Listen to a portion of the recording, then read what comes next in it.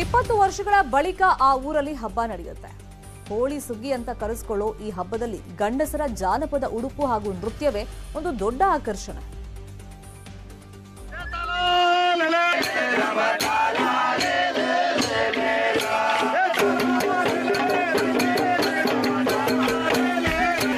ತಲೆಯ ಮೇಲೆ ತುರಾಯಿ ಕಟ್ಟಿ ಸಾಂಪ್ರದಾಯಿಕ ವೇಷಭೂಷಣದೊಂದಿಗೆ ಮನೆ ಮನೆಗೂ ಹೋಗಿ ಜಾನಪದ ಹಾಡಿಗೆ ಕೋಲಾಟ ಆಡುವುದು ಈ ಜಾತ್ರೆಯ ವಿಶೇಷ.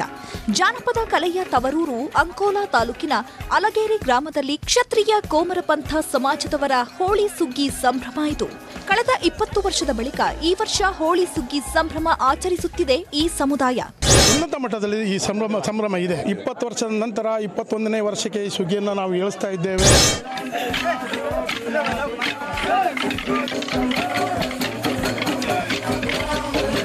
ಹೋಳಿ ಹಬ್ಬಕ್ಕೆ 7 ದಿನ ಇರುವಾಗ ಸುಗ್ಗಿ ಸಂಭ್ರಮ ಆರಂಭವಾಗುತ್ತೆ.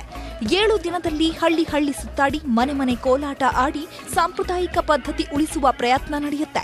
ಅನಾದಿ ಕಾಲದಿಂದ ನಡೆದು ಬಂತ ಈ ಸುಗ್ಗಿ ಈ ಸಲ ನಾವು ಕ್ಷತ್ರಿಯ ಕುಮಾರ ಪಂಥ ಸಮಾಜ ಬಾಂಧವ ಅಲಗೇರಿಯವರು 7 ದಿವಸ ಪೂರ್ವದಲ್ಲಿ ನಾವು ಇದನ್ನು ಮಾಡಿದ್ದೇವೆ. ಒಟ್ಟಾರೆ ಹೋಳಿ ಮುಂಚಿತವಾಗಿ ಕೋಮರ ಪಂಥ ಸಮಾಜದ ಸುಗ್ಗಿ ಸಂಭ್ರಮ ಈಗ ಮನೆ ಮನೆ ಮಾತಾಗಿದೆ.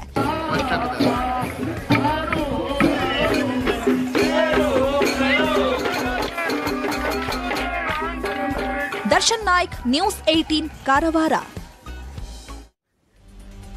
ಮಾರ್ಚ್ 6ರವರೆಗೂ ದಿಲ್ಲಿ ಮಾಜಿ ಸಚಿವ ಮನೀಶ್ ಸಿಸೋಡಿಯಾಗೆ ಸಿಬಿಐ ಕಸ್ಟಡಿಯೇ ಗತಿ. ಅಬಕಾರಿ ನೀತಿ ಪರಿಷ್ಕರಣೆ ಉರುಳು ಆಪ್ ಸರ್ಕಾರವನ್ನ ಮತ್ತಷ್ಟು ಗಟ್ಟಿಯಾಗಿ ಸುತ್ತಕೊಳ್ತಾ ಇದೆ.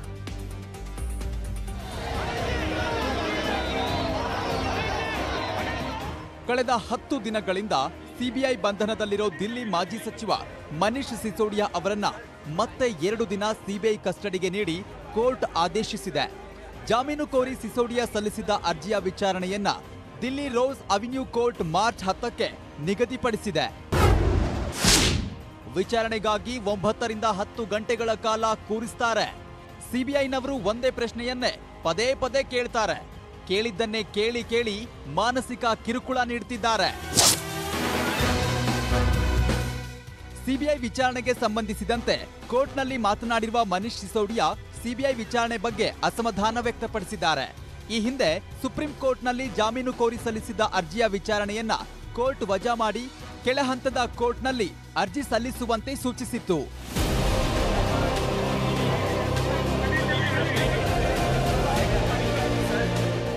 ಸದ್ಯ ಸಿಸೋಡಿಯಾ ಪ್ರಕರಣದಲ್ಲಿ ಬಂಧನಕ್ಕೆ ಒಳಗಾಗಿದ್ದ ಇತರೆ ಆರೋಪಿಗಳಿಗೆ ಜಾಮೀನು ದೊರೆತಿದೆ. ಇನ್ನು ಎಎಪಿ ಮುಖಂಡರು ನಿರಂತರ ಪ್ರತಿಭಟನೆಯಲ್ಲಿ ತೊಡಗಿದ್ದಾರೆ. ಮಾರ್ಚ್ 10ರಂದು ಸಿಸೋಡಿಯಾ ಜಾಮೀನು ಅರ್ಜಿ ವಿಚಾರಣೆಗೆ ಬರಲಿದೆ. ಆ ಮೂಲಕ ಸಿಸೋಡಿಯಾ ಕಸ್ಟಡಿ ಮಾರ್ಚ್ 10ರವರೆಗೆ ಅನ್ನೋದು ಪಕ್ಕಾ ಆದಂತಿದೆ.